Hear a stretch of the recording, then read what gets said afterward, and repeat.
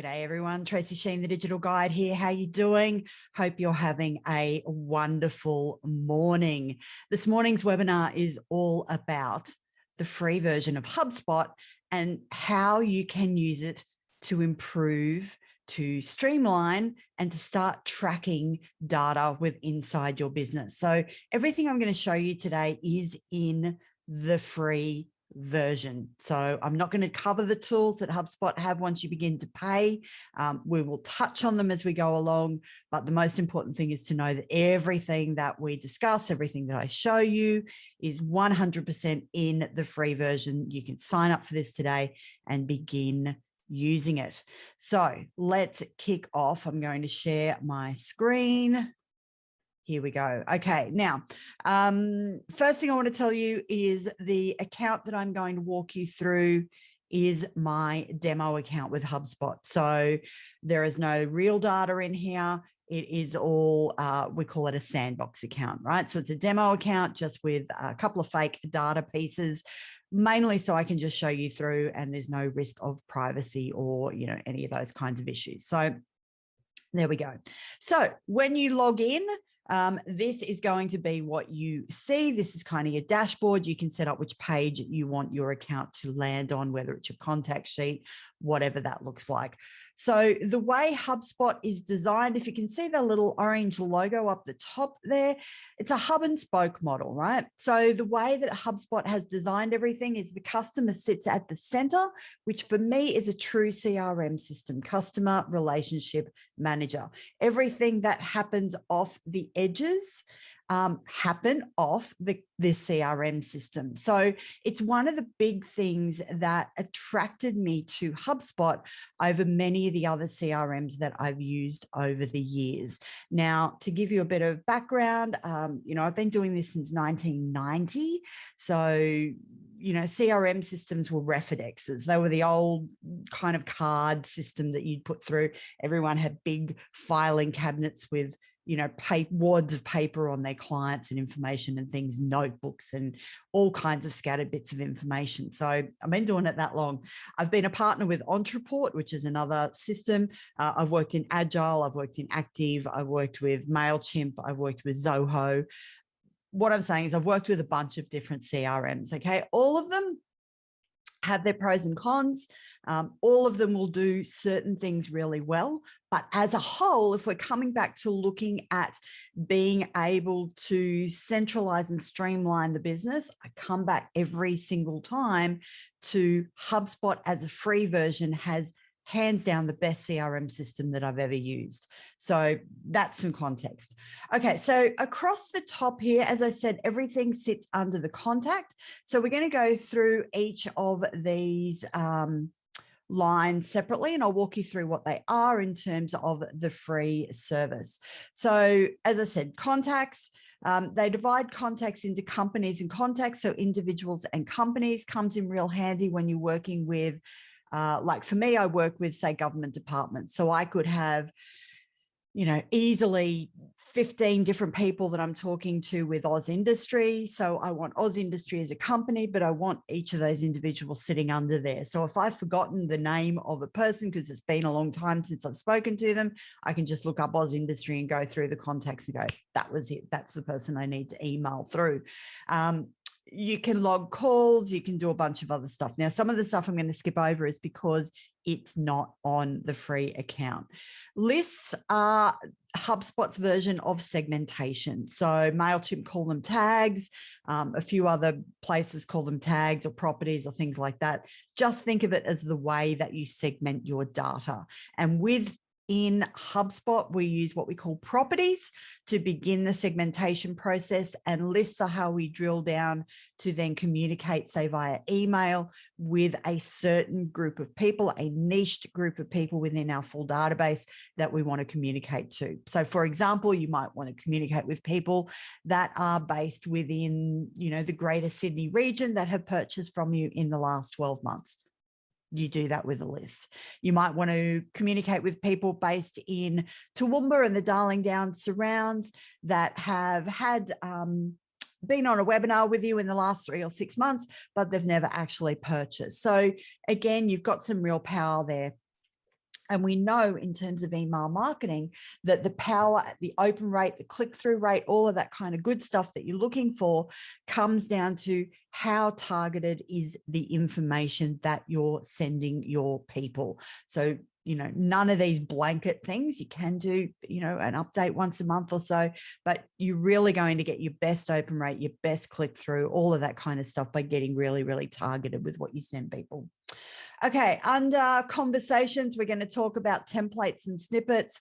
So templates are our one-to-one email template information that you send through all of the time. So for me, I've got the Tech Club launching. So anytime someone signs up for the Tech Club, I have an email ready to go that I go, you know, hey, Joe, thanks so much. Welcome to the club. Here's the next thing that you need to do. So they're those emails that you send over and over and over again that you're sick of having to write over and over and over again. You get 5 of those templates free in the free system. Snippets are a snippet of information. So a line, a paragraph. When we owned the coffee business, which some of you may or may not know, we had a wholesale coffee business for 11 years. I was forever having to send people the price list or the pricing and the availability of coffee. So I wrote it up as a snippet. So then I'd just, you know, be writing an email. Hey, as requested, here's the pricing information on the coffee, hashtag coffee, and it would insert that piece of information along with hyperlinks and things to the order system that they could go ahead and order. So snippets, you get 5 of those as well. Marketing is where we come to do our bulk emails, so our newsletters, our emails to lists, etc. Ads and landing pages, not in the free service, nor is social. It does have a website functionality of HubSpot as well, again, not in the free system. You do have things like forms, though, which are really handy, and we'll talk about those as well as we go through. In sales, the things that we're going to talk about are deals and tasks. So deals is your sales pipeline. So that lets you start to get a handle of how many leads you're actually talking to at the moment. Where are they at in that process? Have you had a conversation with them? Have you got to follow up with them? Have they got a quote in? Have they got a proposal? Are you waiting on word back? And so you can start to track how your forecasting is looking for the business. And task is your to-do list, really quite simple, and has revolutionized my life. The rest of the stuff, apart from meetings, is a free version in HubSpot as well, where you can just have a meeting link and send it to somebody and say, hey, find a time in my calendar that works. And that's really handy. Service, they have a ticket functionality, great for level 1 help desk. So again, in our coffee business, we're working with like a lot of mine sites and professional services organizations. And, you know, let's face it, coffee machines break down. So someone would email through and say, hey, we've got a fault with the site at Goonyella, or, you know, mine site somewhere else. So we would log that as a ticket, and I would send that through to one of my support guys who could then follow up and either close the ticket or escalate it for further work.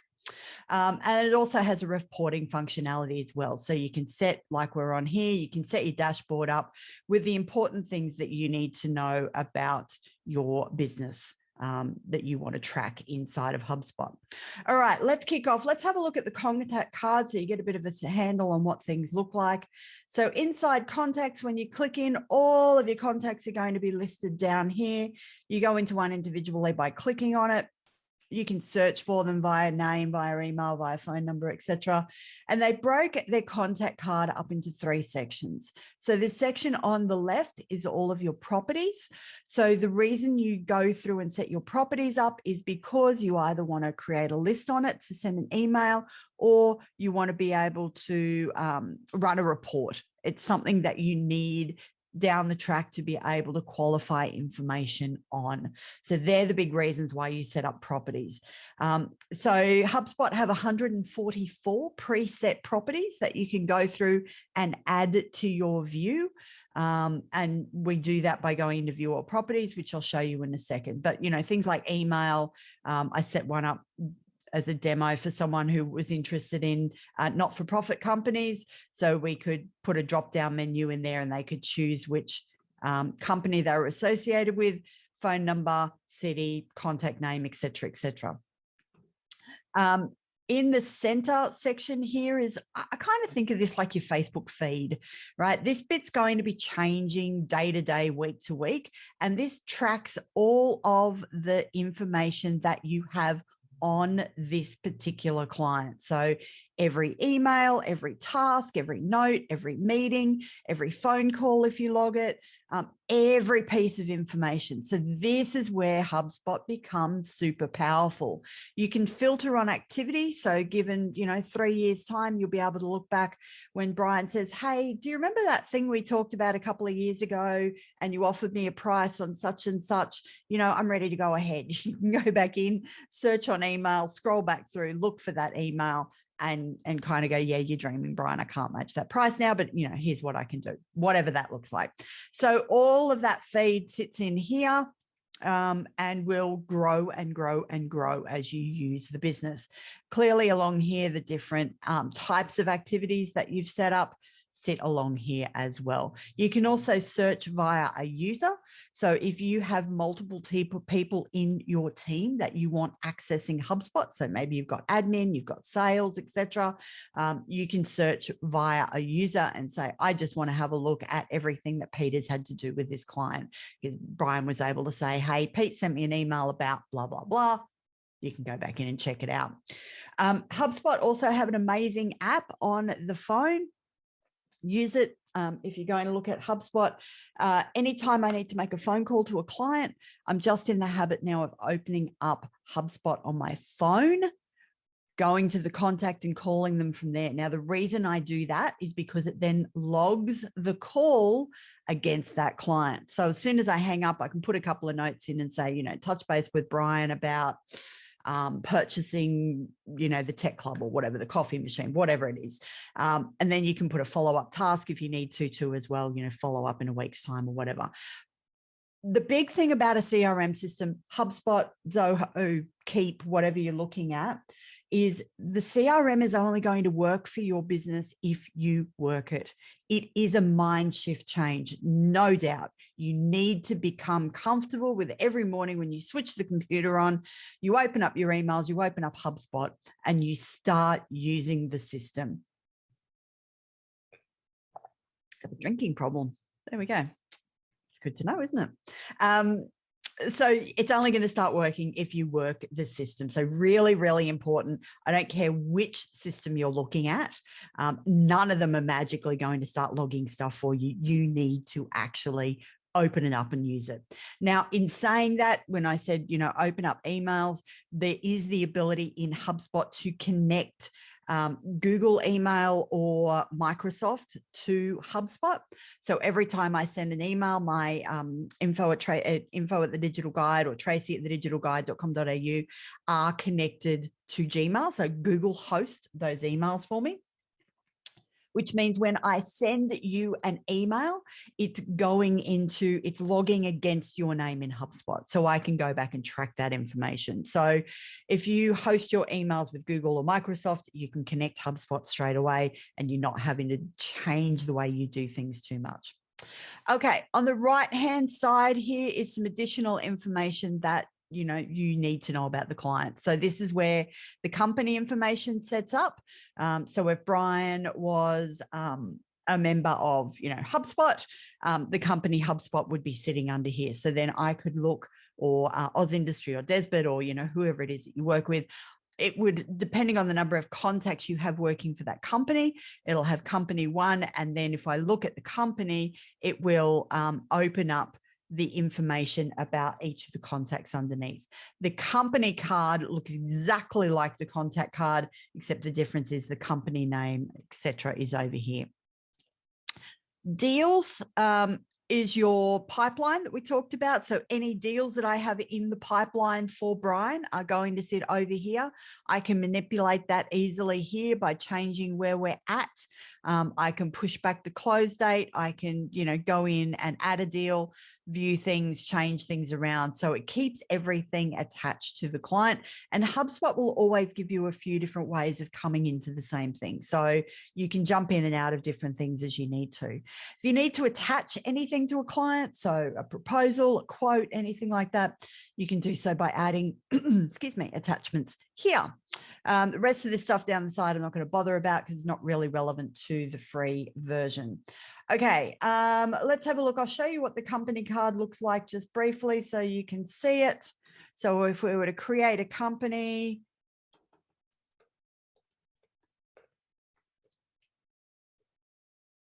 and you can see as I pull the domain name information in, it's going to pull some of the information in. So here I can go through and add in, you know, whatever it is. Are they a partner? Are they a prospect? Are they a reseller? Are they a vendor? Who are they to you? Where are they based? Never type while people are watching you. Any information you have on them that's relevant that you need to track, you can pop in here. Number of employees, revenue, time zone, really important if you're working with people across Europe. I can't tell you the amount of times I've had to try and do that stuff in my head. Create company. And now it's going to sit in here. And you can see the company card looks exactly like the contact card, but instead of company sitting over here as it was in contacts, now your contacts are sitting over here because you're in company. Okay, so that's the global view of the company, and then you drill down to the contact. Okay, what else we got in here? Lists are where you go, as I said, to segment your data. So if we had a newsletter sign up, there's a couple of different lists that we can create. We can create it off a company or off a contact. Most of them, are based off a contact. And then we have active and static lists. Active lists are lists that breathe is the easiest way I can think to describe it. So a list that will grow as people with that information are added to your database, or will shrink as people who are removed from the database with that piece of information. So as somebody unsubscribes from a newsletter, and trust me, you want them to, your list will get smaller. As people sign up and say they want to hear from you, your list will get bigger. So it breathes, right? A static list is static. It doesn't move. So I set up static lists every time I have a webinar because I know that amount of people have registered for that webinar. I need to follow up with those people with the recording, etc. So that's a static list. So you give it a name. Decide whether it's an active or a static list. Now, in the free account, you get 5 active lists. So typically I find that people will use one for newsletter or marketing sign up, and then they'll have 1 or 2 others typically that they need to be breathing. So maybe, I don't know, clients based by state or something like that. But because you can create those lists so easily, it's no biggie to delete them and then recreate them when you need them. So here we are, we're in test list. It's an active list. We're going to base it off our contact properties. So we want people who are based in a city, and we want that city to be equal to Toowoomba. And then I can say, you know, apply the filter. So I want this list to add anybody who's based in Toowoomba. But I might want anyone based in Toowoomba and has spent money with me over the last 6 months, or has never worked with me, you know, so I can make those lists as detailed as I want to. Once I have it where I want, I hit save, and HubSpot will begin to prep the list for me. Now, depending on how big your contact list will depend on how long the list takes to create. Now, it's not adding anyone to here because in my contact field, there's no one based in Toowoomba. Okay, so that's why that's happening. Okay, your templates, email templates that we talked about, these are like you're just writing an email. The difference is they sit as a template. So when I go to email you individually from HubSpot, I can just go to templates. So let's say,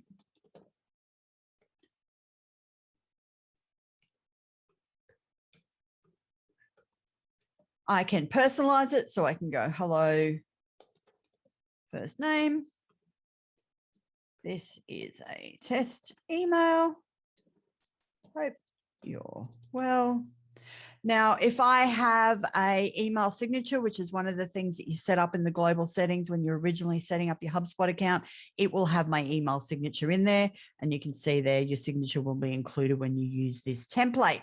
Now, in the templates, I can, you know, bold, italicize, underline, strike through. I can change the font. I can change the font size, the color. I can add dot points. I can add a hyperlink. So I could put, connect with me on Facebook and have all of that, LinkedIn, whatever. I can personalize it, as you saw, and I can insert a document. I can insert a meeting link. I can insert a video if I want to. So I save the template. Happy days, it's sitting there. I now go into contacts and, I'm working with Brian. He wants that bit of information. So I go, hey, Brian, I'm going to send you an email. And because I'm not connected to my email, this is going to go round in circles. But now I would have an option of a template. I insert that and off we go. So nice and easy. Snippets, exactly the same thing, but shorter piece of information. And the way you add a snippet to an email is with a hashtag. So hashtag coffee, it would insert that coffee piece of information. Emails, your bulk emails, newsletters, etc., are really, really simple to set up. If you've used MailChimp, ActiveCampaign, any of those email systems, it's kind of exactly the same. You can pick from a template, or you can just pick a new email and then you can drag and drop whatever you want in there. So you might want a header at the top. You want your socials.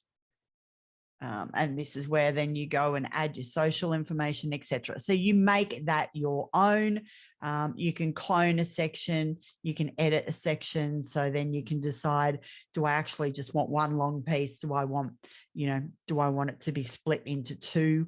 So it's all that kind of stuff. You can change the body color of the email, whatever you want to do. You can choose a pattern to sit behind it. There's a bunch of stuff you can do. So you customize that to make it look like yours. Then as you go along, this is where you write your subject line and your metadata, your preview text of what's going to show up in someone's email. Again, you can personalize it. So, hey, John, here's your offer or whatever. Don't include a spammy line. It's not going to get opened, but you get what I mean. Give it a name internally, so you can find it again when you need to. And that's a big thing that we work through when we're working with clients setting up their CRM, is getting the naming convention right. And here's where you go to send it to your people. So you can either choose from a list or you can send it to individual people. So nice and easy there. And then you've got the sending options. Do you want to send it now, or do you want to schedule it to go later? Now, it will send in your default time zone. So if I've got this set up to Brisbane, it's going to send at 7:44 p.m. Brisbane time. If I have clients based in other parts of the world, or even other parts of Australia, I might want to make sure that they get that email at 7:44. Then I want to have that tick to make sure that the recipients are going to get that email on the 15th at 7:44 p.m. Okay, nice and simple. So I'm going to exit that. So that's where you do emails. Now, once you've sent an email, you'll get a report back. So you'll see when the email went, or the report range that you're looking at. It'll remind you what the subject was, when did you last update it, and then it'll tell you how many people you sent the email to, what the open rate was like, what the click-through rate was like. So if there were any links in there, did they click through it? Which links, how many clicks? Did anyone hit reply to your email? How many successful deliveries, how many bounces, did anyone unsubscribe, did anyone claim you were spamming them? Your top click links, your top engages, and it'll also give you a heat map to show you where people were clicking and what it looked like. So you do get that level of reporting data as well, which is really nice. Okay, into sales. Let's have a look at deals. Now, I know that there's been a few questions, so I'm going to make sure that I come back and cover each of those off as we go. But here's the deals pipeline. Now, you can set this up as a list or as a Kanban board. And if you're familiar with Trello or Asana or any of those kinds of things, you'll be familiar with Kanban boards. Now, I can create a deal by just clicking on the create. I say what stage of the pipeline I'm at. So I'm just at the scheduled an appointment. I give it an amount. So this is worth $2,500. I expect it's going to close towards the end of August because there's some work that's got to be done on it. I can give it a priority if I really need to be following them up, if they're super hot or whatever. I can then associate it with a company.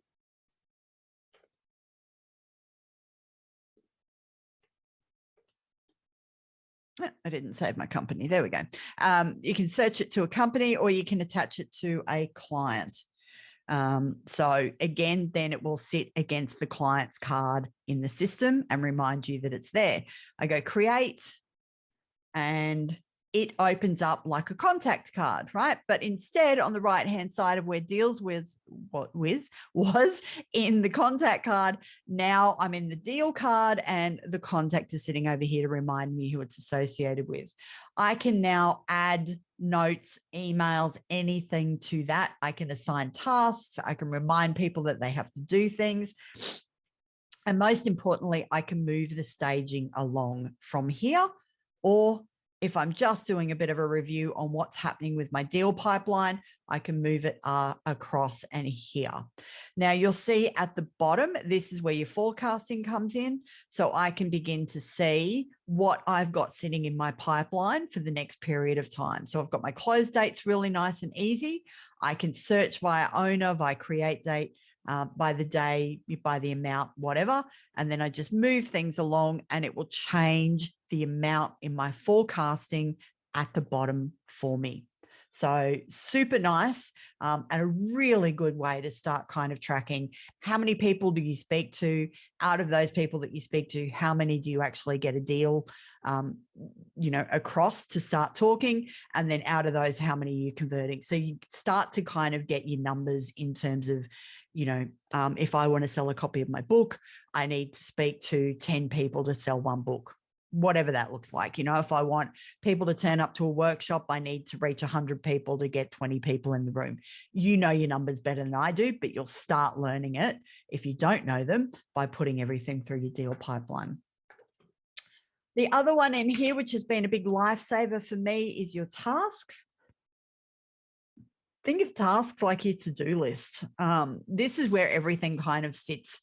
That is your random bits of paper that normally sit over your desk, or your sticky notes, or calendar appointments, or, anything like that. So now anytime I'm with a client or I'm out and about, someone rings me and says, hey, can you? I just open up HubSpot on my phone, add a task, and I don't forget it. So creating a task, kind of like creating a deal. Test task. Is it a to-do? Is it a phone call? Have I got to call someone back? Have I got to send them an email? What is it? So let's say it's an email. It's a high priority. I don't want to forget it. It's associated with Brian. It can also be associated with no one, right? So when I have to prep a slide deck for a workshop or something, this goes into my task list so I don't forget what I need to do. Who's it assigned to? So again, if you've got team members, you can assign that to someone. When's it due? When do you need to have it done by? And you can change. You can also make that a custom date. So, I can go, actually, it needs to be done on Wednesday next week. You can change the time that you're going to get reminded about and set a reminder at the task time, 30 minutes before, hour before, blah, blah, blah. You can write notes to remind you.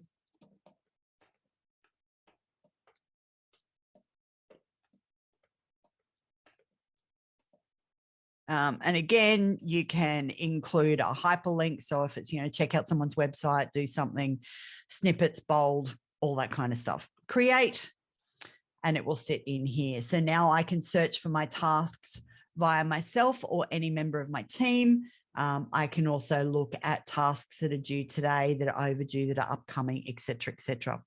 As my tasks build out, it will begin to give me a bit of an insight on how many, how I'm going at my tasks. Am I completing them? Am I overdue? What's that look like? So tasks has been an absolute lifesaver for me. It allows me to, clear the cache of my head and just get everything out. I can forget about it because I know that it's covered in here. Okay, inside HubSpot, when you first log in, you've got a bunch of what we call global settings or account-based settings that we can have a look at and manipulate. So they're under the settings cog, and it's going to open up this panel in here. The first place it's going to bring you to is your general settings. So this is where you go to Make sure your profile's set up, that your email, that you have, your email's all okay.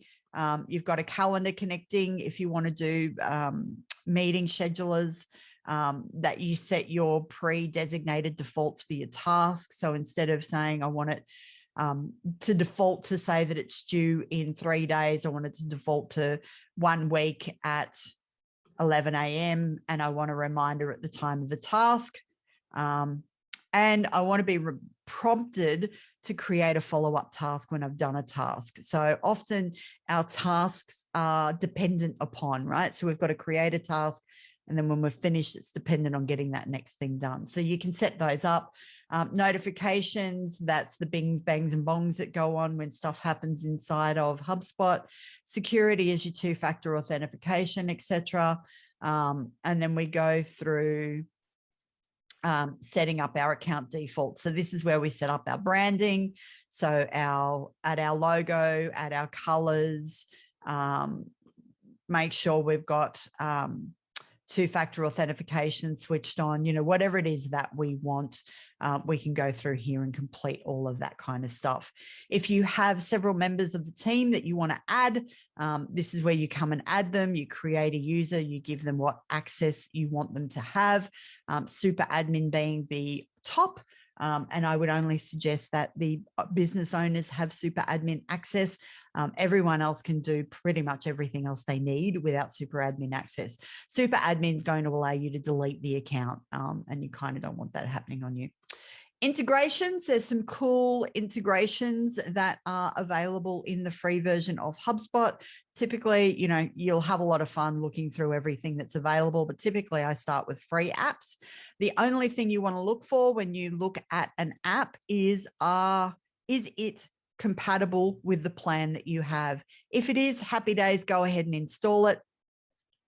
Typically, the other thing I do is have a look at how many reviews it's got and how many stars it's got, and is it a certified app by HubSpot?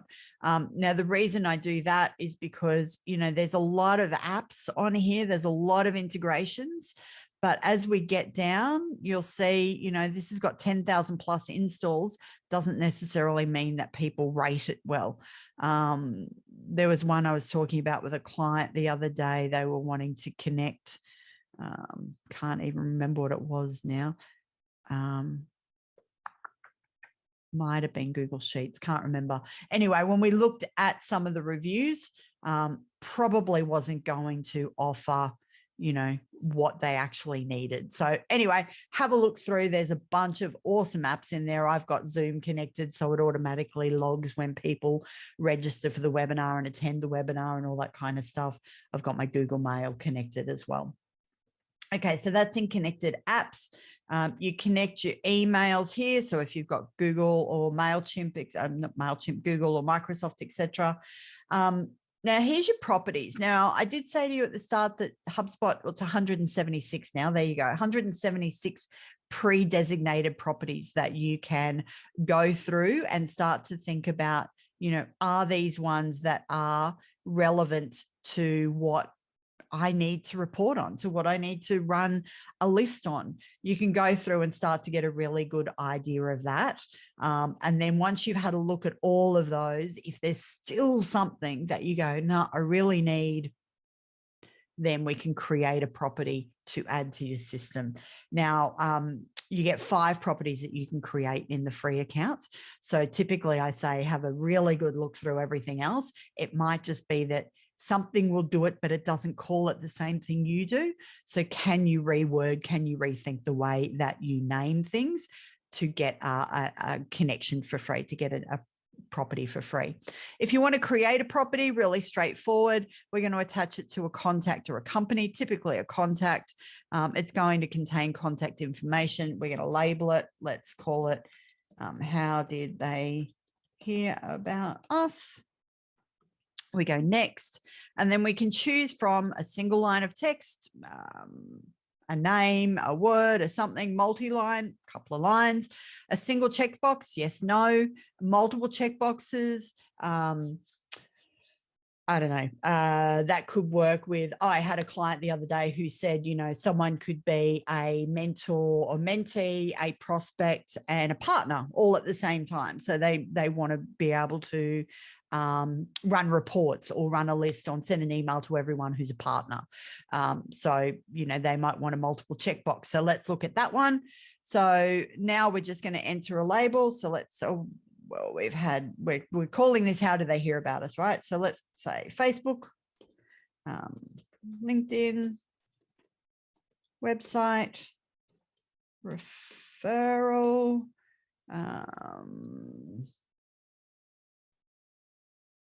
Google, and then let's say other.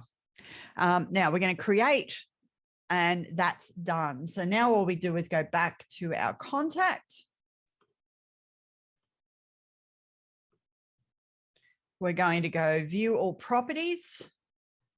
And then what this does is start to show us what properties are associated with our contacts in that contact card. So all I do now is search for the one we created. How did they hear about us? And I add it to the view, and you can see it's just popped in down there. Now I can reorder these in the way that is important to me. I cannot get rid of some of the ones, and you'll see as you go through, it'll allow you to get rid of some, and it won't allow you to get rid of others. So if they're not important to you, just drag them to the bottom, right? That's all. Move the ones that are important to you towards the top so you can begin to see them. So now if I go back into Brian's card,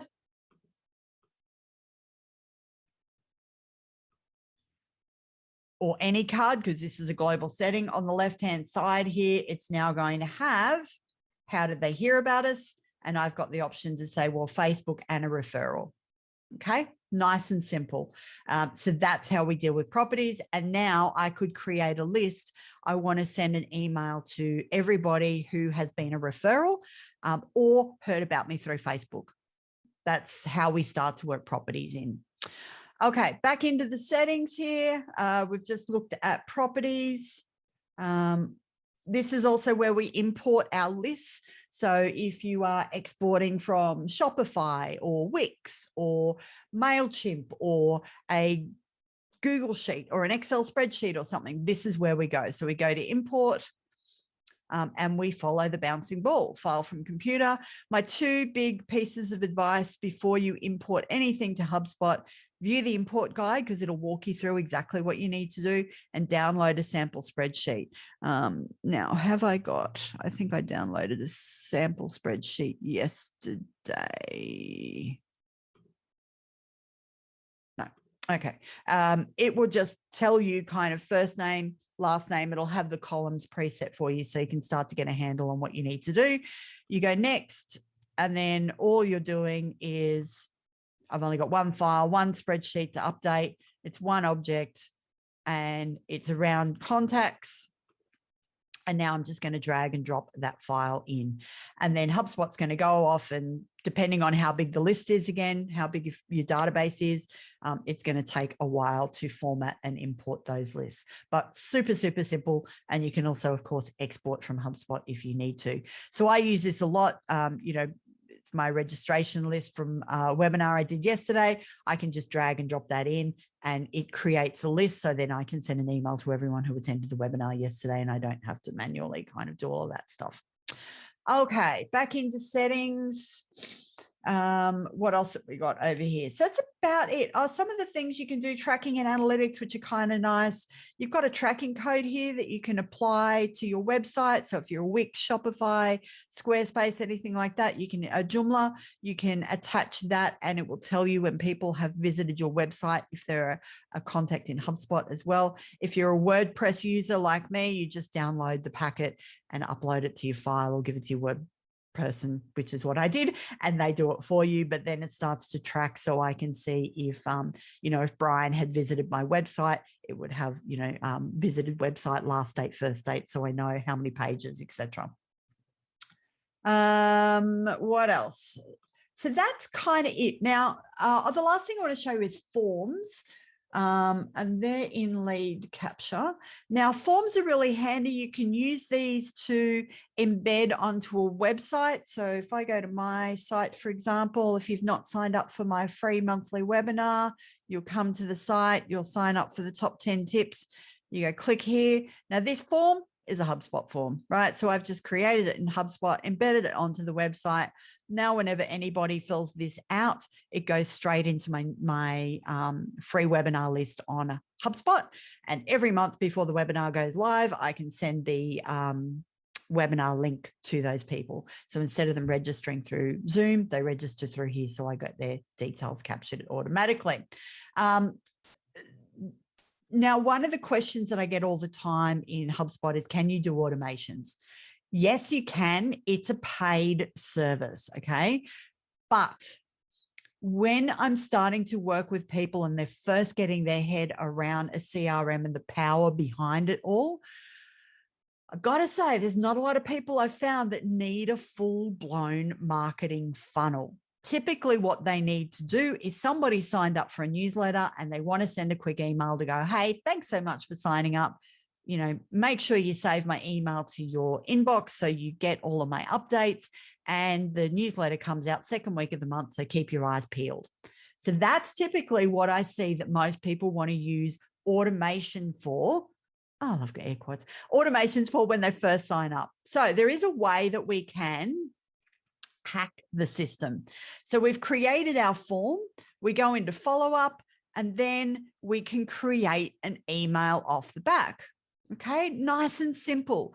Just a really basic email that's off the back. Hey there, just got your details. Thanks so much. Our newsletters come out every 4 weeks. Make sure you save this email and don't miss out. And then your email footer sits in. You can hyperlink. You can do it. You can even have a second email go out if you want to. Now, the other option you can do is under options, display an inline thank you message. So when they've filled a form out, thanks for submitting the form, or you can redirect them to go to another page.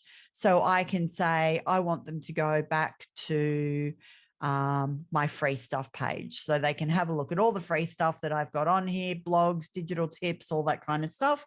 So rather than have them disappear completely off my system, I want them to go into here.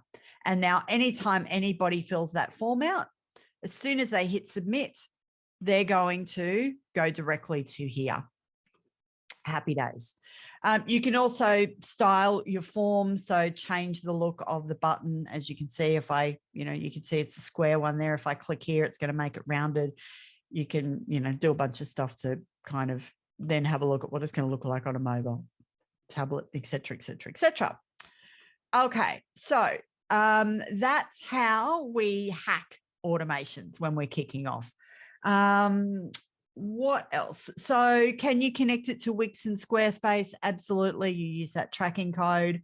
Can you download information from Shopify and all that kind of stuff? Absolutely. If you can export a CSV or an Excel spreadsheet of some description, you can import the people into HubSpot. You're not limited with the number of connections or contacts that you have in your HubSpot account. So you can have 100, you can have 100 million. They don't care. It's a free service. The idea behind HubSpot is they want you using this and so sticky in their ecosystem that when you go, oh, actually, I'm at a point now where I need automations, that you're going to pay. Okay, so that's why they do it. Now, the only thing that you need to know about the free version of HubSpot is your emails. You're limited to 2,000 emails per month. So depending on the size of your database, we either need to get creative about the way that we send those emails. So think about segmentation. Can we make smaller, more targeted lists and perhaps send more frequent emails? Or we, get jiggy with it and think about, can we send one kind of third week of the month and first week of the month, and, we kind of get around it that way. So that's the only thing you need to know. Okay, now, when I was a HubSpot partner, and here's the bit where you need to make a decision. HubSpot is amazing as a free service. No doubt you can register for it now, give it a crack, sign up. It's going to take you probably, a couple of months to get through everything. And you're going to go backwards and forwards trying to figure out how to do bits and pieces. When I was a HubSpot partner, we were often sent leads that people were looking to sign up for HubSpot and they have to work with a partner, and they want to work with a partner to get things set up. Now, if you have a look at the HubSpot partners, to get yourself set up in HubSpot, it's going to start around $5,000 and go up from there. When we were HubSpot partners, we kind of identified that, that's great if you've got a big team and, you're doing lots of stuff, that's fine. But if you're never had a CRM before, you're not quite sure how this is going to work, you want to make sure you're doing the right thing, but let's say, budget's still a consideration. We developed a boot camp, and it's a 6-week boot camp designed to help you get HubSpot set up properly from scratch. So your foundations are solid. So once you start importing data, everything is just going to work the way it should. So over a 6-week period, we walk you through everything you need to know to get it set up properly. Okay. So this is kicking off week 1 of August. And if you're not interested, hit stop now. That's totally fine. You got everything you need to know. Good luck, Godspeed. You're going to be fine. If you just want to, give yourself a level up and really know that you're setting everything up perfectly, then this is for you. Okay. Week 1, we go through, signing into your free account, navigating around the system properly, walking you through the global settings that you need to set up to have it done and working right. We talk about what information you're going to want to capture and why. And we talk about the difference between contacts and companies and when you're going to want to attach properties to either. The next week, we really just spend the week on understanding properties and segmenting your data. That fits into how do we read your contact card and begin to filter information. Once you figure that out, then week 3, you're cool to upload your contacts because you're going to have all of those properties that you want to capture there and you're going to know what you're doing. So week 3, we talk about uploading contacts, using lists. We get into really that filtering between active and static lists. And then week 4, we move on to sending emails. So creating a bulk email, walking through drag and drop, walking through the settings and the testing and reviewing that, some of the tweaky stuff that you need to do, scheduling versus sending, creating templates, etc. So there's some nuanced stuff that, let's face it, I don't have time in an hour to go right through with you, but that, we go all through that properly in the boot camp. We then take a 1-week break because there's some stuff you're going to have to do, right? This is really hands-on. This is really practical. Week to week, you're going to be doing stuff in HubSpot between our sessions. So each week you're kind of building on that foundation. We come back second week of September, and we're talking about forms, where to use them, how to embed them, what they look like, how to pull the data off them, and how you're going to use that. We talk about the meeting scheduler, connecting your calendar, maintaining calendar health, and we talk about tasks. And then the final week, we do deals and pipelines. We touch on tickets, not had a lot of time on tickets because, again, it's not something I've ever had anyone really need to use. We talk about reviewing and analytics, setting up your dashboard. We recap and we make sure that you're good to go from there. So it's a 6-week program. If you do this one-on-one with me, we charge around $2,800. So the 6-week program is $1,250 as a group. It's a small group. We never make it over 10 people. And it's really, you get access to us each week one-to-one. Now, if you're interested in this, the first 4 people, we're offering an extra 1 hour one-to-one to use at some point during that 6-week program. Now, why? Because we always find that there's something in there that you just get stuck with. So for some people, it's, I'm just getting stuck connecting that email. I can't quite get that integration to work. For others, it's, I just need to kind of work through those properties, whatever it is, but we always find there's something. And typically that falls outside the boot camp, right? So, then we'd need to do a 1 hour or 2 hour consult or something. So for the first 4 people, an extra 1 hour with Pete or myself, walking you through whatever it is when you need it in that program. So if you're interested, the link's in the email. Just pop your details in. We've got some options in terms of payments. We kick off week 1 of August. So you've got a little bit of time to think about it. Wednesday, the 4th of August. Each of the sessions are Zoom, so they do get recorded. You do get a copy of them. They all get loaded up. So you've got this ongoing. So as you add team members, if you want to, kind of say, look, here's how you do everything, you can just let them watch the boot camp again. You can check back in with it. You can do whatever. We've got a Facebook group that we, collab and questions in between and all that kind of stuff. Each session's an hour, starts at 10 a.m. Queensland time. So I know we've got a few people from WA interested. So 10 a.m. Queensland time. And we kick off August 4. Okay, so any questions, let me know. I'm very happy to jump on the phone with you and talk you through, is this the right solution? Because I have no doubt you can do this yourself. I can tell you, it's just going to take you a whole lot longer. So how much, do you value just getting it done and getting it done right the first time versus, wobbling your way through the stuff? Okay, so that's kind of it. We are pretty well done. Reach out if you've got any questions. Obviously, the recording is about to come through to you. So hopefully, we've covered everything that we needed to cover. If you have any questions, like I said, reach out. Very happy. I'll put a link to book a chat with me in the email as well. So if you just want to have a chat about anything to do with, hey, I'm using this and I'm thinking about switching to HubSpot, what does that look like? Very happy to talk that through. So for now, hope you have a wonderful day. Thank you for joining me for today's boot camp on everything you need to know about the free version of HubSpot and how it's going to improve your business. I hope you see the potential for this system inside your business. I can tell you it's really changed the way that I work and that the digital guide works. It changed the way our coffee business worked. When we sold it, we had the CRM system we could just hand off to the new client. So there was that continuity of history.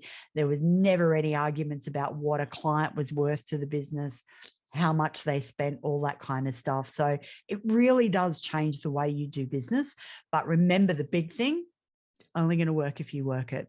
So that's it from me. My name's Tracy Sheen, the Digital Guide. Thank you so much for joining me. Have a wonderful day. Reach out if you've got any questions, and I will see you on the next webinar.